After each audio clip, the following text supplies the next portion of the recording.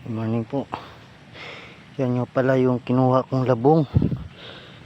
Hindi po ako nakabidyo gawa ng wala po, mga tagahawak baka mabasa. Itong kuhuyan kinuha dun sa kabila. At dun dito rin sa kabila, medyo ano rin. Dito ako sa bukid namin. Yan nga mga guys. Medyo pagod na rin. Ito nga yung aking nilinisan ng nakaraang buwan. Kunti lang kay pumasok din ako ng trabaho. At yan po nga yung saging hindi ko pa pinapakuha ng aking ina. Hindi ko pa nga ako nakukuha gawa ng busy sa trabaho. At yan po, dito po ako sa aming bukid na ano. At yan po ay katmon.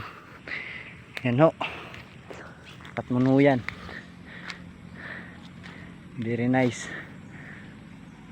fruit in Philippines. Okay, napa-English pa.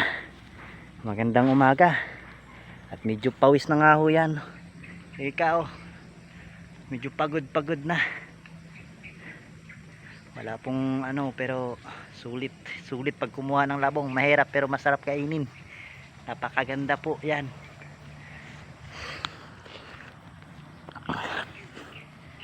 Pawis na pawis mga brother. Yan nga ho ay kukunin ko sana yung saging ngayon. Kaso medyo may bitbit akong labong at saka wala akong lagayan. Yan nga ho ay medyo maganda sana kumuha ng buko dun sa bandang taas oh. Kaso pagod. Super pawis mga guys. Ayun nga mga guys, mga kaludi and gar and sis and bro, good morning. Andito po ako ngayon sa Barangay Sitio Tinaungan, Rizal.